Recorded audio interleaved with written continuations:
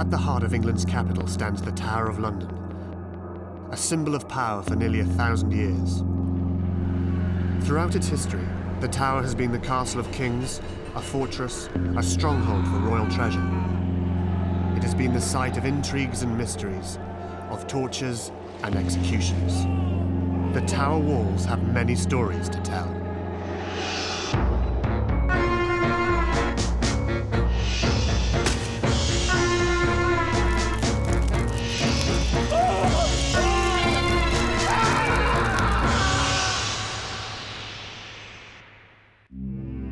In the 16th century, kings and queens moved out of the tower. The fortress became a grim prison for the most dangerous enemies of the kingdom: rebels, rivals for the crown, and spies. Few left alive. Most were condemned to face the executioner. In the name of the state, barbaric slayings were carried out beneath the shadow of the tower.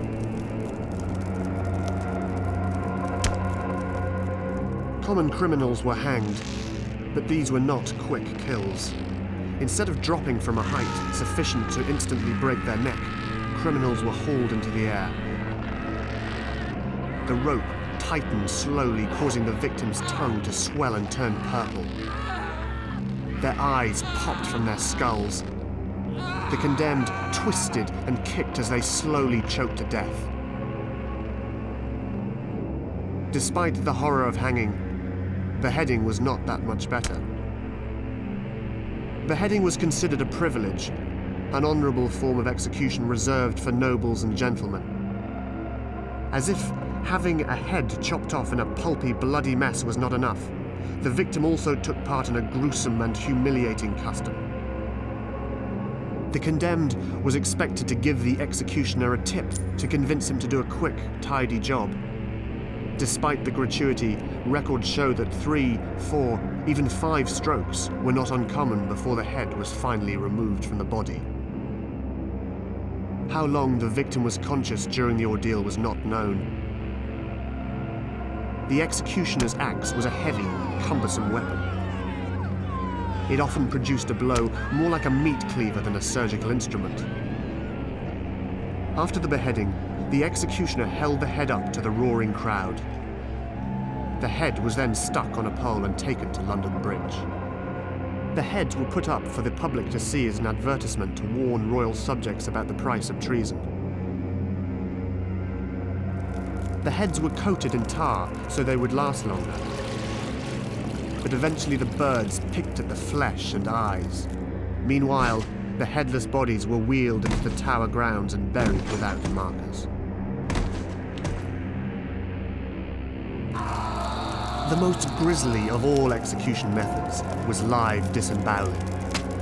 The barbaric practice was so heinous and gross that Queen Elizabeth finally banned the practice. The last time it was used was in 1586. The last disembowelment execution was the work of Francis Walsingham, the man known as the father of modern spy methods. A master of intrigue, Walsingham was known as the Spy Master. The reign of Elizabeth I was the great age of the spy. It was a time when information was all important and ignorance could mean death. When Queen Elizabeth established the Protestant Church in England, the Vatican ordered any Catholic in Europe to assassinate her. The Queen was in grave danger. It was the Queen's job to protect the kingdom. But who would protect the Queen? Elizabeth's personal safety became Walsingham's lifelong obsession. Walsingham ran his web of intrigue from the Tower. He was a brilliant, ruthless politician who studied every spy network in Europe. He put together the world's first counter-espionage agency and planted spies across England as his eyes and ears. Their sole purpose was to uncover plots against Elizabeth. As a cunning spy, Walsingham knew that in the Tower's dark corridors, a whisper in the wrong place or to the wrong person could mean a horrible death.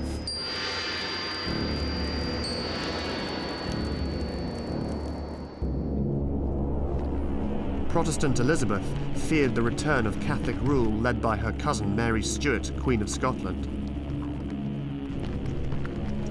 In a time of shifting allegiances, Mary had to flee Scotland to escape repeated attempts to overthrow her.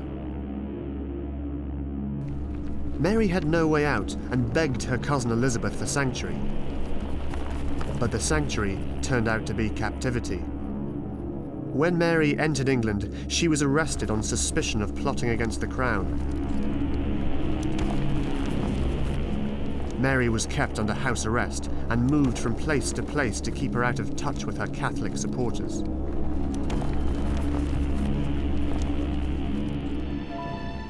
Despite Mary's arrest, Walsingham wasn't satisfied. He couldn't rest knowing that Elizabeth's greatest enemy still posed a threat to her reign. Walsingham was obsessed with finding a way of getting rid of Mary. He had a simple solution. Somehow, Mary must be executed. But try as he might, Walsingham could not convince the Queen to kill her own cousin. Elizabeth refused to sanction the execution of another monarch. Regicide was a serious precedent. Killing a royal might come back and haunt Elizabeth if she were ever the target of a plot. But the perfect opportunity to get Mary fell into Walsingham's hands. The spy master uncovered a scheme against Elizabeth, a plot that seemed to lead directly to the imprisoned Scottish Queen.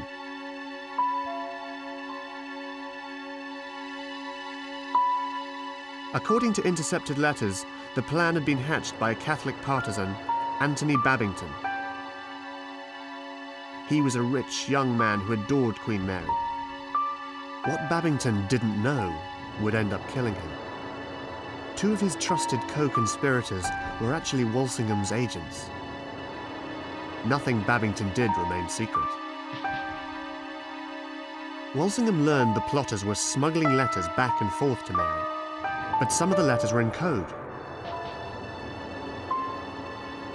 Working day and night, it didn't take long for Walsingham's code breakers to crack the cipher.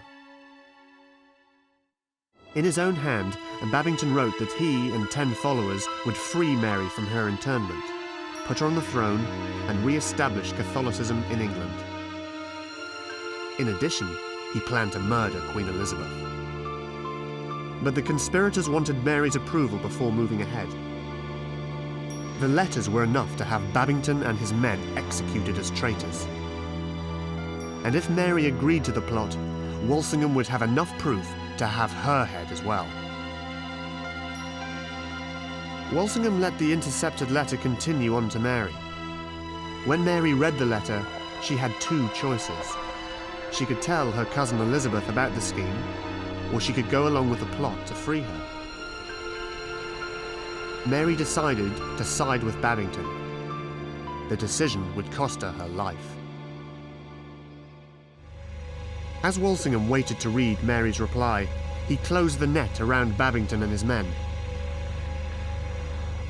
When word came the plotters were meeting again, England's spymaster struck. Soldiers swept in, arresting Babington and his conspirators. Cut off and under guard, Mary was not aware of Babington's arrest. Mary sent her reply just as the men were being hauled into the tower. Anxious to escape her captivity, Mary even suggested a plan. She wrote to Babington, 50 men, well-horsed and armed, should come to take me, as my keeper has with him but 18 or 20 horsemen. She ended with, let the great plot go ahead. Mary was clearly involved with the traitors, but Mary never specifically endorsed her cousin Elizabeth's murder.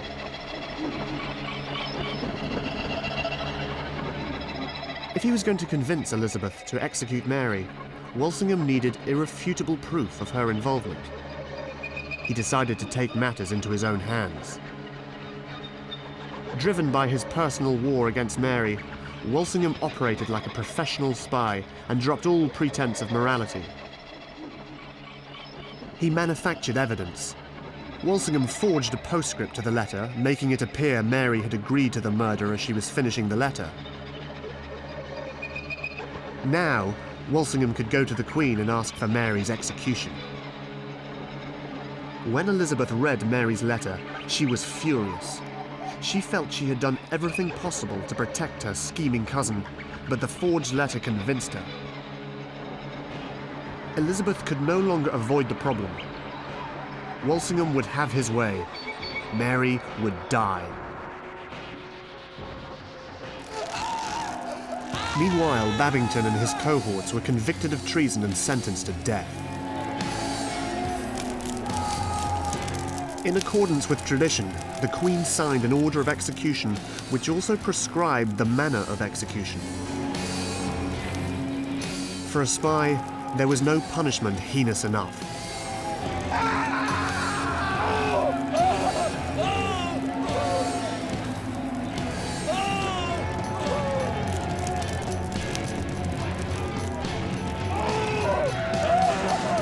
On September the 26th, 1586, the horror began.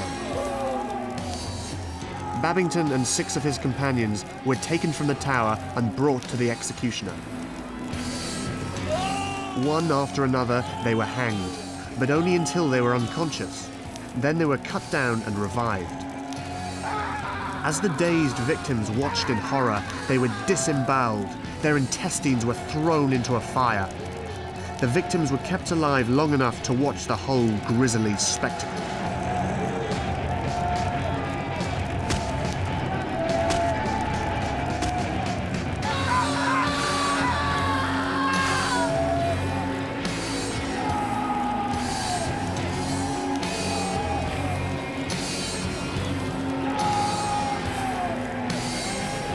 As their life bled away, the victims' bodies were hacked into quarters like chunks of beef.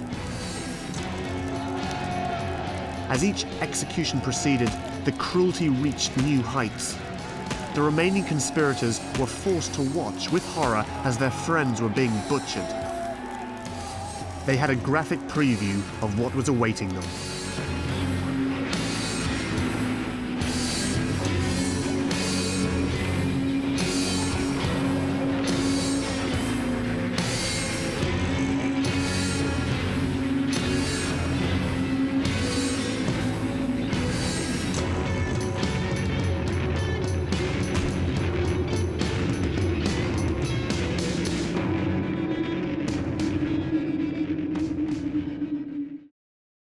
A public outcry arose at the barbaric disembowelments, and it led Elizabeth to order the remaining conspirators to be simply hanged.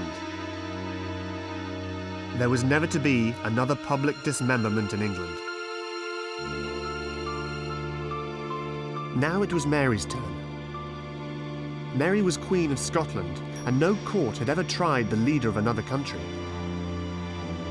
At first, Mary refused to attend the proceedings, insisting no English court had jurisdiction over her. Finally, she admitted her part in the escape plan, but denied any part in the assassination scheme. It was too late. Her cousin, Queen Elizabeth, no longer believed her. On February the 8th, 1587, Mary, Queen of Scots, was executed. The great plot against the Crown of England had been foiled.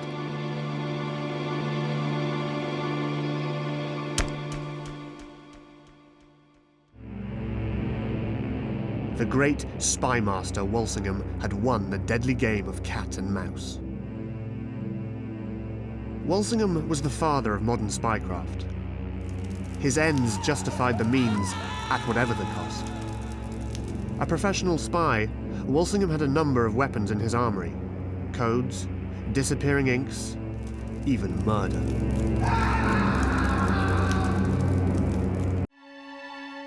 In the 17th century, as today, information was power. The importance of secrecy meant that ingenious means were used to keep messages secret. The first codes were simple numerical ciphers with numbers substituted for letters. Other codes included puncturing the pages of a book with a pin, the pinholes indicating letters that could be strung together to form messages. Disappearing ink was used by spies. Writing with orange or lemon juice, the secret message disappeared as it dried. To read it, the page would be heated over a candle flame, and the message would reappear. This disappearing ink was still being used 300 years later. One of the most ingenious and simple medieval spy codes was made by wrapping a strip of cloth or parchment around a cylinder, often something like a rolling pin or broom handle. The message was then written on the cylinder and unwrapped. Even if intercepted, the message looked like nothing more than a string of random letters. And even if you knew the method, you needed the same cylinder to get the letters back to where they should be. Walsingham was obsessed with codes, but the great spy master also recruited the brightest minds in the country to be part of his spy network. Christopher Marlowe, the great poet and playwright, also had a secret life as one of Walsingham's spies. His secret clandestine activities cut short his legacy as a writer, who could have been as famous as one of his friends, William Shakespeare. But Marlowe had unsavoury friends and strange habits. On May the 30th, 1593, he went on a drinking spree with 3 other spies, 2 of whom had been implicated in the Babington Plot. No one knows what happened that night, but before it was over, the 29-year-old Marlowe had his throat slashed and bled to death. Some say Marlowe knew too much and was assassinated. Others say it was an argument over a lover. Still others claim it was merely an argument over a bar bill. No arrests for his murder were ever made. His death remains one of history's great mysteries. Now his statue stands in Canterbury outside the theatre that bears his name. But Marlowe the spy and great playwright carried the secret of his murder to the grave. After 9 centuries as Britain's most notorious fortress and prison, the Tower now plays a far friendlier role. Today, its only captives are millions of tourists who come to see the magnificent crown jewels and thrill to lurid tales of historical mayhem gleefully related by the Tower warders. But the Beefeaters were shocked one day in 1991. After a tour of the ancient, blood-soaked alleys of the Tower, a middle-aged woman stepped out of the crowd. She approached the guide and asked quietly, "Can you show me the place where they shot my father?" The woman's question revealed the tragic story of her father, the last man to be executed in the Tower.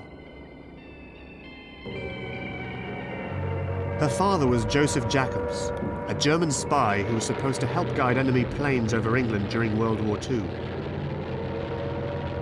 To ensure the skies were clear enough for Nazi planes to find their targets, the German Air Force needed constant updates on the unpredictable English weather. The only way to obtain this information was to have it transmitted out of England by German spies. Spying is dangerous work, and most spies are highly trained professionals. But Joseph Jakobs was a poorly trained amateur, a pawn in the deadly, ruthless game of wartime intelligence. Jakobs was a dentist and had already served in the German military in the First World War. But at the age of 42, he was again drafted into the German army. In a bureaucratic blunder, Jakobs was ordered into the German Secret Service. He was given 3 weeks training in radio communication and meteorology, but he received no special training as an espionage agent. Jakobs was considered expendable. Jakobs was supplied with a radio transmitter hidden in a briefcase, road maps of Great Britain, a set of false identity papers, and a pistol. With these simple tools, the dentist would be airdropped into England to establish a clandestine weather service. In the heart of enemy territory, the amateur spy was to radio regular reports to Nazi headquarters. Slipping into British airspace under the cover of darkness, Jakobs parachuted into Huntington, England, in January. Not only was Jakobs not a spy, but the dentist had little experience as a paratrooper.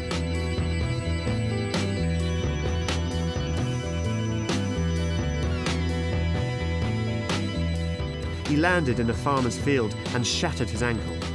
A painful and immobilizing injury, it would prove to be his fateful Achilles heel and his undoing as a novice spy.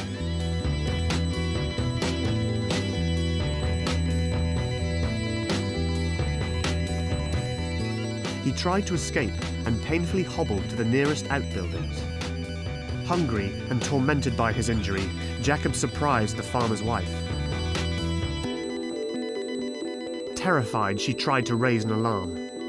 Trying to silence her, Jakobs pulled his pistol and limped after her.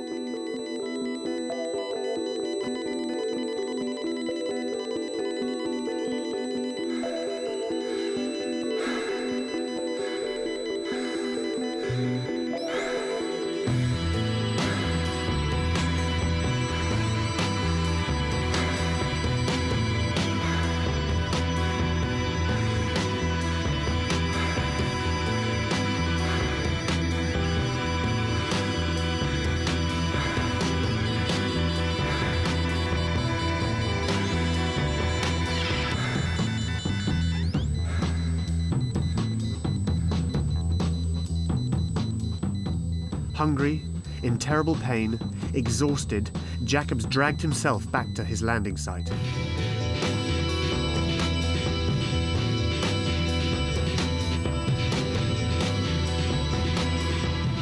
He fired his pistol to attract help.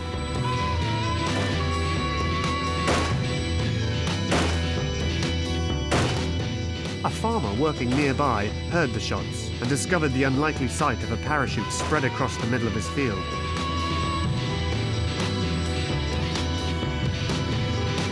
When he went to investigate, the farmer found Jakobs lying unconscious beside it.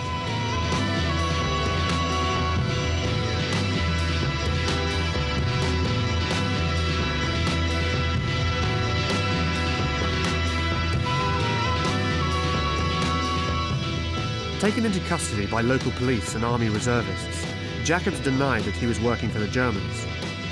Did he think they would take pity on him? Did he think his cover story would work? History never recorded his thoughts, but we know that he had been caught red-handed. He had a Luger pistol, radio transmitter, forged identity papers, and a map showing the location of 2 nearby airfields.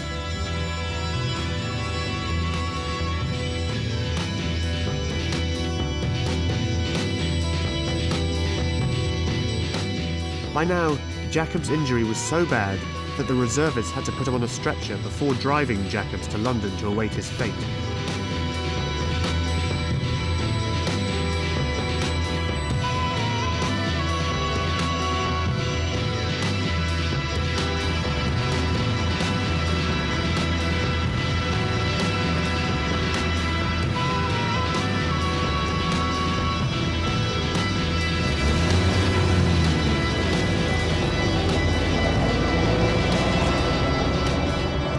After his ankle was set, Jakobs was transported under military guard to a maximum security London prison for captured spies and saboteurs. The hapless dentist appeared before a military court to be tried under strict wartime secrecy. During the trial, Jakobs claimed he was actually a native of Luxembourg and helped Jews escape from Germany. He said he was sent to a concentration camp because of his anti-Nazi activities. Jakobs said he only offered to become a spy so he could get out of Germany and join the anti-Nazi underground. But the claim to be escaping from Nazi Germany was a cover story used by all German spies. And an investigation showed Jakobs charged huge fees to help Jews escape Germany. His military service in the First World War proved he was German, not a citizen of Luxembourg. Swiss police records indicated he had been imprisoned in 1924 for selling counterfeit gold. Joseph Jakobs was convicted as a spy and saboteur and was sentenced to death. During the Second World War, spies were normally hanged in the prison where they were held. But Jakobs couldn't stand at the hangman's gallows because of his shattered ankle. The dentist would have to be shot by a firing squad.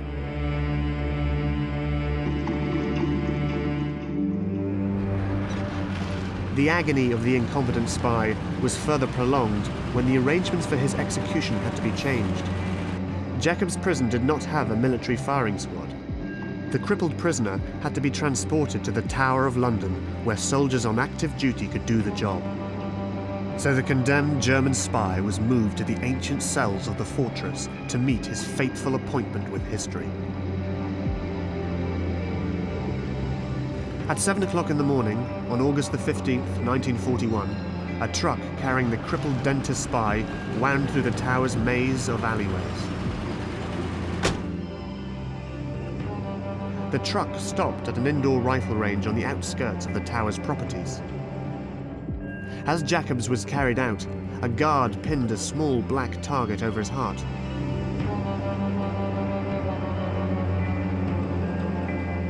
Piles of hay were stacked against the back wall to catch the bullets.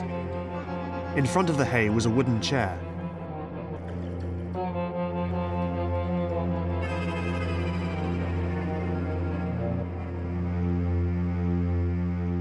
Jakobs was tied to the chair. An officer removed Jakobs' glasses and covered his head with a black hood. The firing squad, 6 members of the Scots Guards, filed quietly across the entrance of the rifle range. Each soldier carried a Springfield rifle. In the tradition of firing squads, one rifle was loaded with a blank cartridge. This gave comfort to each rifleman on the squad that there was a chance he had not fired a fatal shot.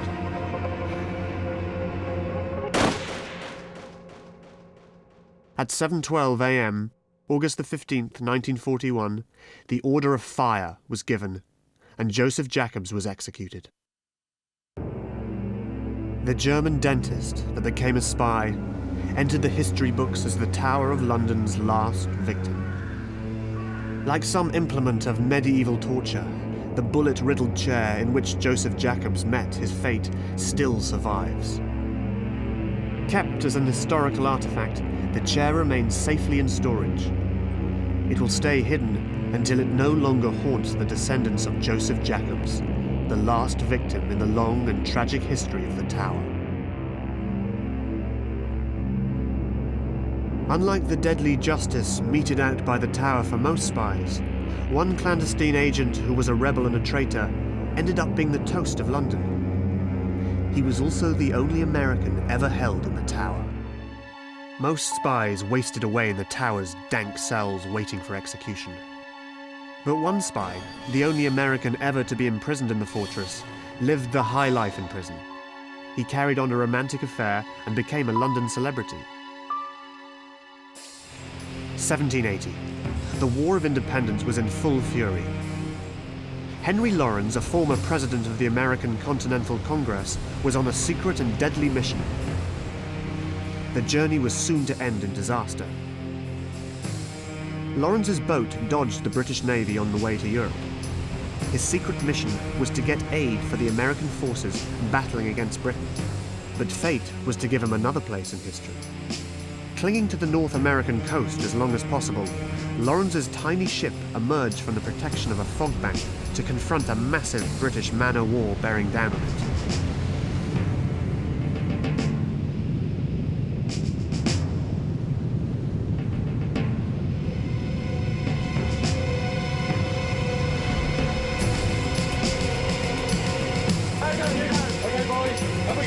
British forces clambered aboard the ship.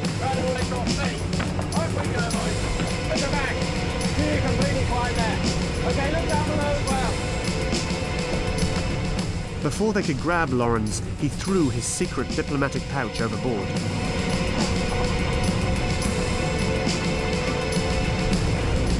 But a sharp-eyed English sailor spotted the oilskin pouch floating on the water. The contents of the pouch spelled out Lawrence's mission in detail. He was headed to Holland to cement a treaty to support the colony in its war against the British. That was all the evidence the British needed. Henry Lawrence was arrested as a spy and a traitor. Aware of their captive's political importance, the British government did not subject Lawrence to a public trial. But he was interrogated for weeks on end. Insisting he was an ambassador and entitled to diplomatic immunity, Lawrence refused to answer questions. But the contents of his diplomatic pouch revealed everything. Lawrence was negotiating with a foreign power, an act punishable by death. Henry Lawrence was convicted of high treason and left in a cell in the Tower of London.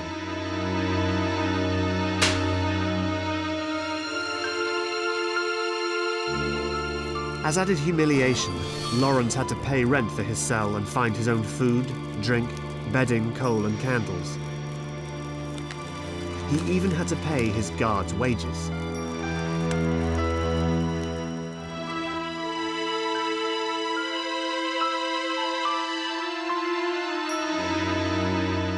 The cause of American independence attracted the admiring attention of many rebellious young Londoners. Elizabeth Vernon, the teenage daughter of the Tower jailer, was excited to befriend the middle-aged American rebel, Henry Lawrence. The meeting would change Lawrence's life.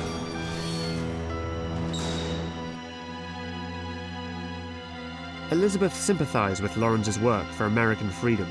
She arranged contact for him with London newspapers that supported the American revolutionaries.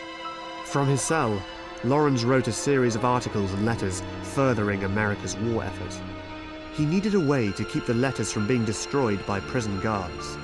Elizabeth aided Lawrence by hiding the papers in her underwear and smuggling them out of the Tower past the suspicious eyes of her prison guard father.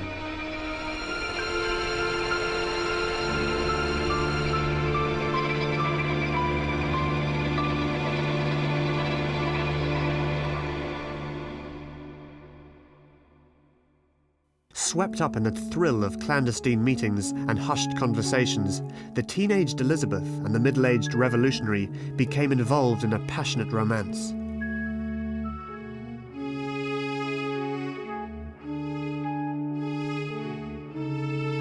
Word spread through London about the famous colonial rebel being held prisoner in the Tower. American independence was a trendy cause among the London glitterati. The eccentric Lawrence became a celebrity and the toast of the town. A parade of London's fashionable society flocked to the Tower to visit Lawrence. They brought him wine, brandy, and news about the war in America. Probably his most unusual visitor was the notorious Selina, Countess of Huntingdon, and her flamboyant lover, the Lady Anne Erskine. 15 months after Henry Lawrence first entered the dark confines of the Tower, the British surrendered to George Washington. America had won the war, and a new nation was born. Henry Lawrence was released on parole. As he prepared to return to the newly independent United States, Lawrence received an urgent letter from Benjamin Franklin. He was ordered to join Franklin in Paris to negotiate the peace treaty between America and England. From being a traitor, imprisoned in the Tower of London, Lawrence was now dictating the terms of victory to the defeated country that had just recently jailed him. The peace treaty was signed, but fate intervened again to keep Lawrence in Britain. He was appointed the first American ambassador to London.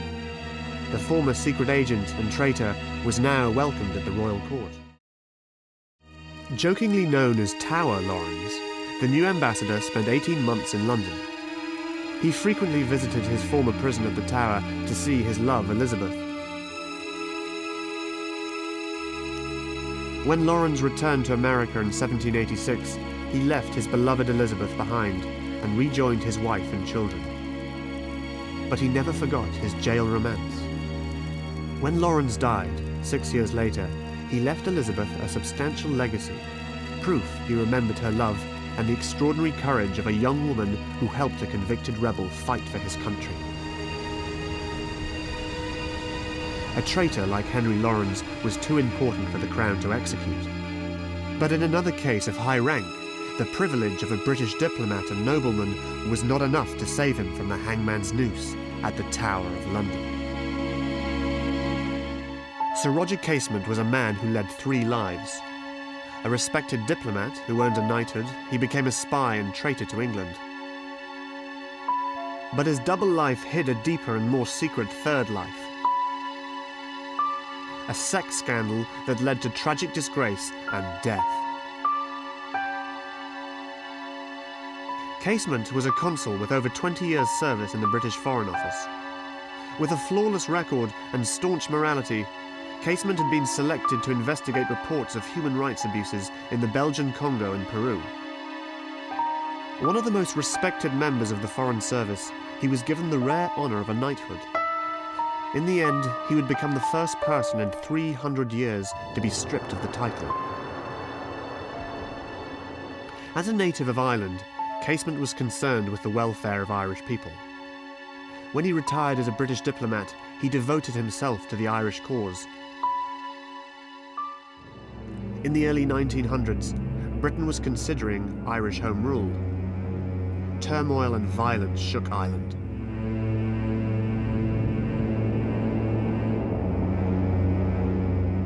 Distracted by the eruption of World War I in 1914, Britain delayed settling the Irish problem. But in Ireland, the struggle continued. While thousands of men volunteered for the British Armed Forces, their country tore itself apart with strikes and riots. Loyalties were divided between duty to king and country and desire for political freedom. Casement stepped into the volatile and dangerous situation to support the Irish. In a bold and foolhardy move, Casement decided that Ireland should use the World War as an opportunity to break away from Great Britain. He went as far as calling for Ireland to seek German support in its bid for independence. The British saw it as a traitorous stab in the back. Casement went to the United States to raise money to help drive the British out of Ireland. When war in Europe broke out, Casement met with the German military attaché in Washington. Arrangements were made for Casement to travel to Germany to meet with high-ranking military officials. In Germany, Casement laid out plans for an Irish-German alliance against the British. He asked for 200,000 rifles for the rebel army and an invasion force of 50,000 German troops to back the revolution. The Germans were happy to foment an Irish revolution in Britain's backyard, hoping to weaken them and draw British forces away from the battlefields of France. The Germans allowed Casement to visit prisoner of war camps and recruit a fighting unit from the thousands of Irish prisoners. But Casement's scheme found no support. Even the Irish, who wanted a free Ireland, had no intention of helping the hated Germans win the war. After 10 months, Casement had only 55 volunteers.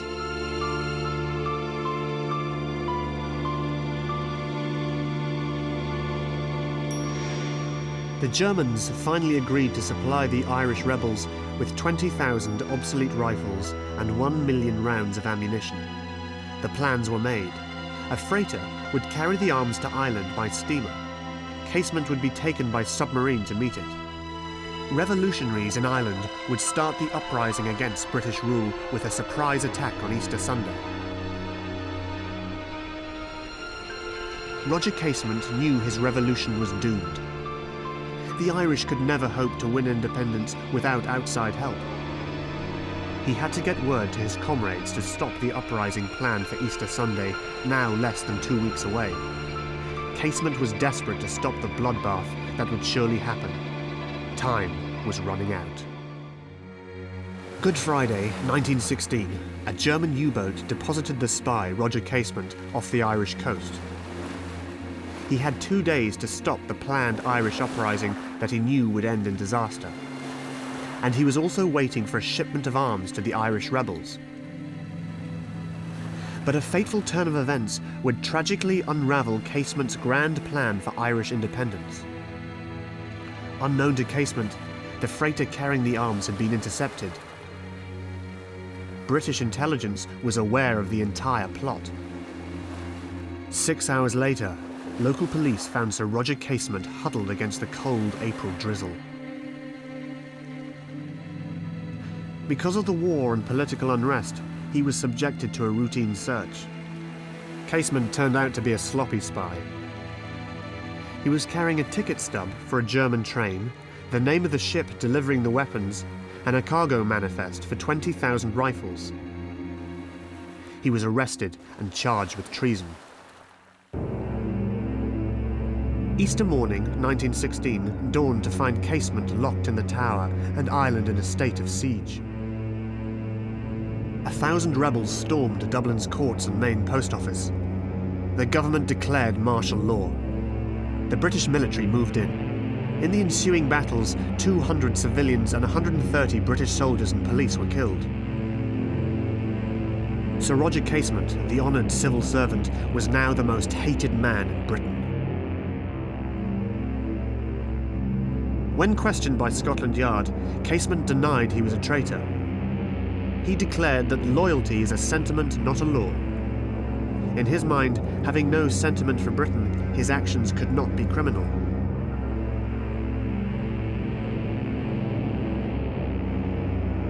What came next was a twist that stunned everyone. Sir Roger Casement's other hidden life was uncovered. It was the shocking secret of his sex habit. Police uncovered what were to be called the Black Books, hidden in Casement's London flat. In these diaries, they expected to find a record of espionage activity. But instead, they were astonished to find graphic accounts of a secret life filled with hired boys and an insatiable appetite for casual sex with men, particularly black men.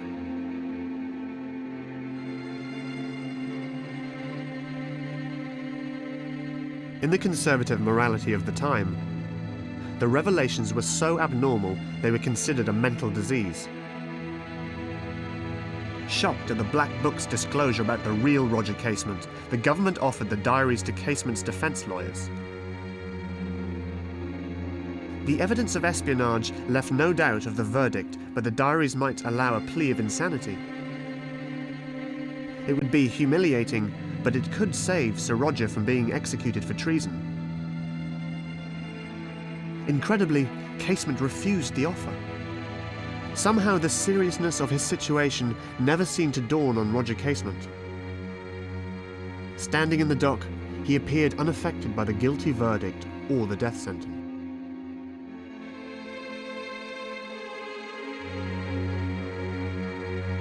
Roger Casement, you will be taken to a place of execution where you will be hanged by the neck until dead.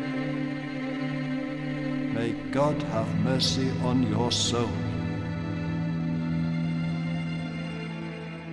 The condemned man steadfastly insisted that the British government would not dare hang him. He was wrong. The day after his conviction, Roger Casement was stripped of his knighthood, the first such instance in nearly 300 years. Unaware of Casement's sex life, the public which admired his human rights record rose in opposition to his execution. The British government feared the backlash of support would make him a martyr to the Irish cause if he was hanged. To diffuse Casement's support, the government leaked word of the secret diaries. No one would help Casement if they knew about his sex life. Excerpts from the Black Books were circulated among Casement's supporters. Select newspaper editors were also let in on the dirty little secret. The Prime Minister, the American ambassador, the Archbishop of Canterbury, and even the head of the Irish rebels were given copies of the diaries.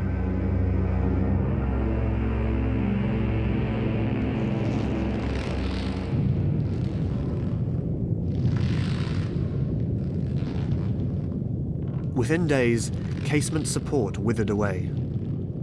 Old friends disappeared, and his Irish supporters turned on him.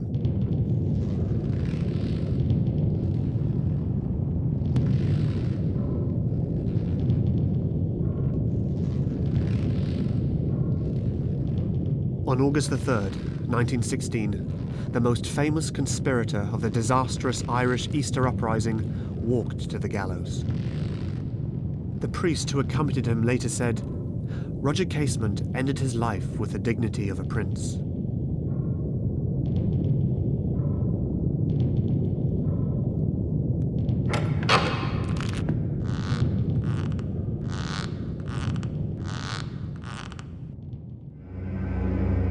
Again, the fortress walls stood as witness to centuries of cruelty and torture, deadly intrigue and conspiracy.